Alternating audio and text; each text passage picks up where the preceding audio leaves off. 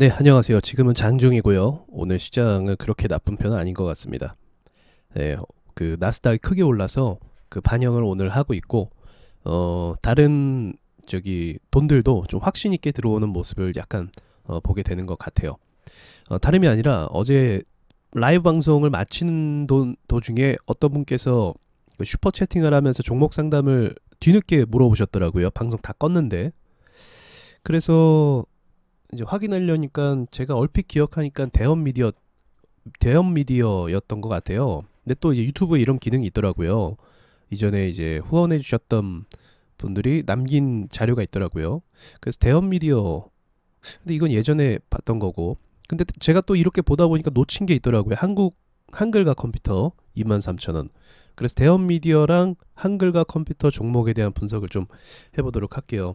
근데 여러분 오해하시면 안 되시는 게, 제가 그 슈퍼 채팅을 뭐 요청한 건 아닙니다. 뭐 슈퍼 채팅을 받아야 뭐 상담해 드린다 이건 아니고, 이제 여러분께서 좀 상황이 많이 힘드시거나 뭔가 좀 자기 종목이 너무 궁금하셔서 저렇게 이제 해주시는데, 제가 이제 그 마음을 알기 때문에 이렇게 말씀을 해드리는 거고, 방송에서는 상관없이 제 눈에 보이는 종목에 대해서 제가 봐드릴 거니까 너무 저 슈퍼 채팅을 꼭 쏘지 않으셔도 됩니다. 예전에 제가 이제 방송 참여 인원이 너무 많아서 한때 실수였던 거라고 생각하는데, 그때 한 10,000원인가 20,000원으로 이제 시세를 정해서 제가 상담해 드리겠다고 한 적이 있어요. 뭐 근데 그게 제가 지금 돌이켜 보니까 그때도 그렇게 생각했지만, 아 이건 좀 아니었다 생각이 들더라고요. 그래서 그 뒤로는 이제 그런 거 안 합니다. 그때는 뭐 사실 별 생각 없이 그랬는데, 그게 이제 보는 분들이 좀 불편해 했을 수도 있겠다 그런 생각이 들더라고요. 자, 대형 미디어를 볼게요. 이거는 이전에 한번 말씀을 방송 때 드렸던 것 같아요. 제가 저걸 보고 말씀을 드렸던 것 같은데, 어제 남긴 분도 대형 미디어였던 것 같아요. 대형 미디어 일단 큰 파동이 진행되는 도중에, 그죠? 2차 파동이 이제 진행이 되려고 했습니다. 되려고 했어요. 자, 그럼 2차 파동에서 중요한 건 뭐죠? 2차 파동에서 전고점을 뚫는 거죠. 결국은 뚫어야 돼요. 여기 꼬리도 전고점인데 아마 여기보다 더 여기가 물량이 더 많을 거예요. 그래서 여기서 튕긴 겁니다. 왜일까요? 이거 공부 차원으로 한번 배워보세요. 꼬리에서도 물량이 굉장히 많이 몰립니다. 그런데 갭을 띄었죠. 13%. 갭을 이렇게 크게 띄우면 지금 상승 모멘텀을 받고 있고 상한까지 찍었잖아요. 그래서 다음날도 강하게 갈 거라는 그 기대감 때문에 여기서 엄청나게 매수가 들어옵니다. 그래서 거래량이 많이 붙은 거예요.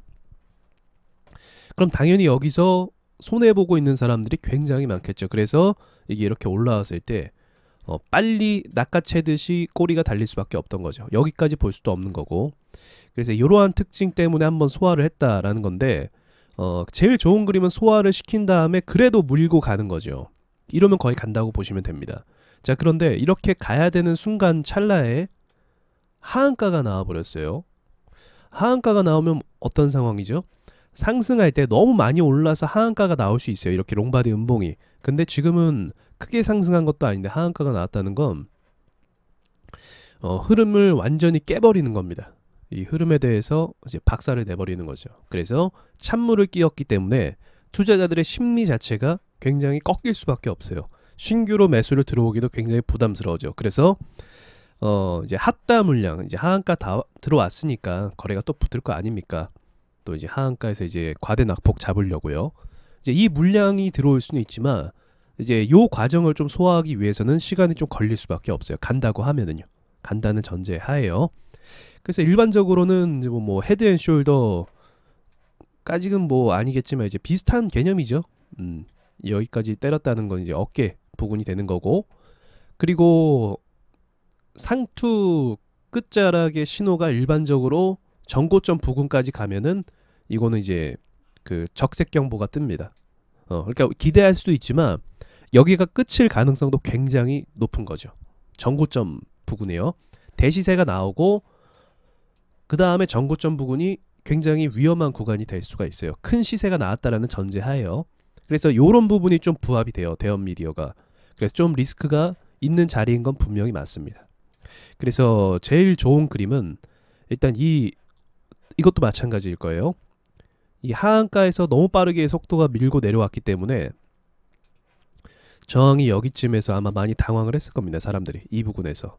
그래서 이 부근조차도 가지 않았는데 이제 금요일날 또 밀린 그림으로 해석해 볼 수 있고요. 근데 중요한 거는 일단 얘는 여기 위까지 올라와 줘야 돼. 여기도 아니에요. 여기까지 올라와 줘야 간다는 전제가 되는 거고, 지금 상황에서 기대를 하셔야 될 거는 제가 동그라미 친 이 부근을 이제 한번 강한 거래량으로 때려주면 좋아요. 그때 비중을 좀 줄이는 게 일단 1차적으로 좋을 것 같습니다.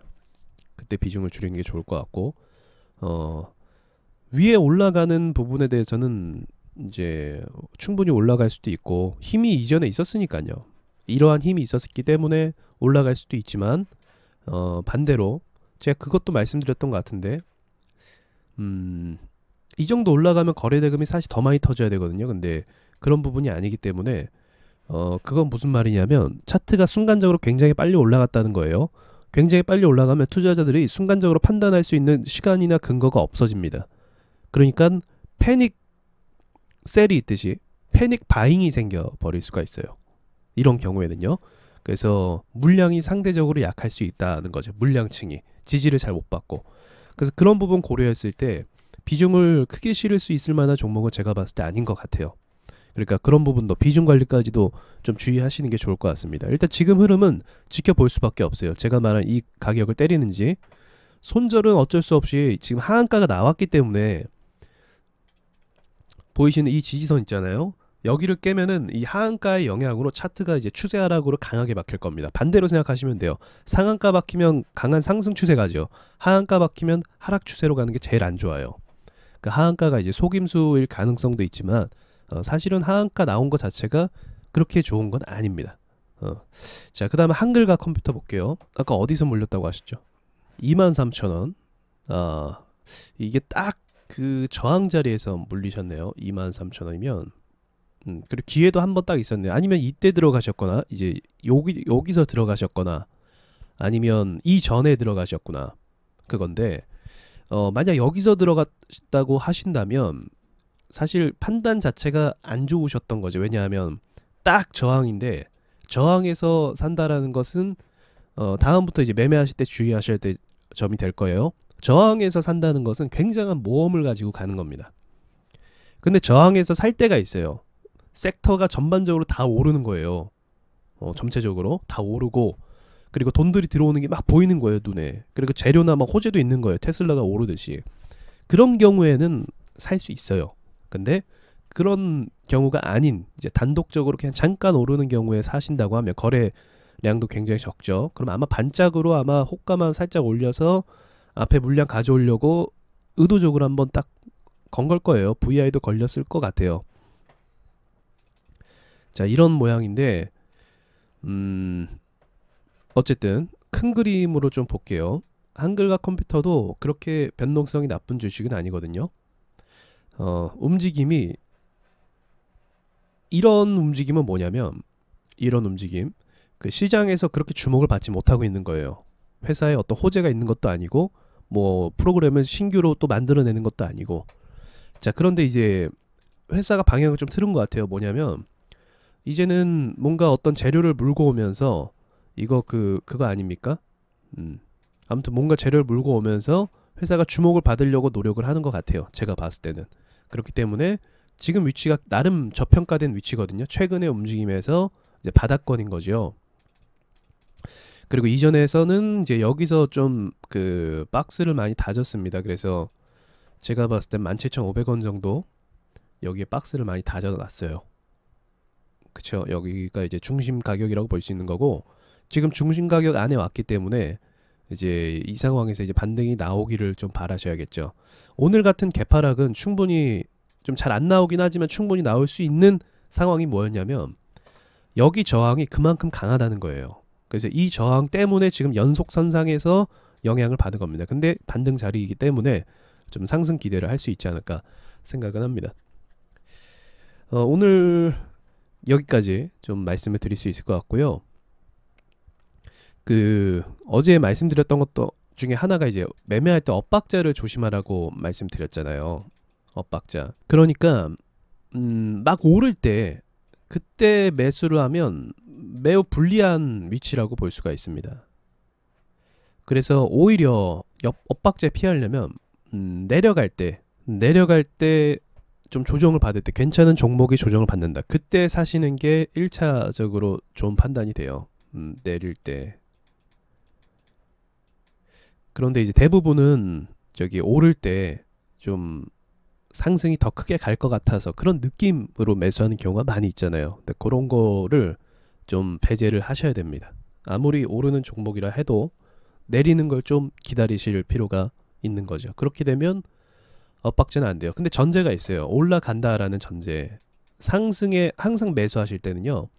얘는 상승을 계속 갈 거야 라는 이 전제가 있어야 돼요. 그럼 여기서 이제 막 나눠져요. 신고가가 그 조건이 될 수 있는 거고, 또는 이제 섹터가 진짜 센 거 있잖아요. 원전처럼 뭐 이렇게 이런 게 있을 수 있는 거고, 뭐 여기는 이제 나름대로 그 자기만의 어떤 노하우가 될 수 있는 거고, 여러 가지가 좀 포함이 돼서 전제가 이렇게 되는 겁니다. 그러니까 여러분께서 이런 부분들을 잘 고려하셔서 보통 이제 종목 상담이나 물린 종목들을 제가 보자고 하면 이런 경우가 많이 있거든요. 또는 보합대 사시거나 보합대. 근데 보합대 샀는데 흘러내리는 거예요. 그럼 대응을 하셔야겠죠. 왜냐면 보합대 흘러내리면 추세가 전환이 되는 거기 때문에 좋지도 않거든요. 그러니까 이런 부분은 좀 대응에 실패한 거라고 볼 수가 있는 거죠. 자, 여기까지 말씀드리고 마치겠습니다.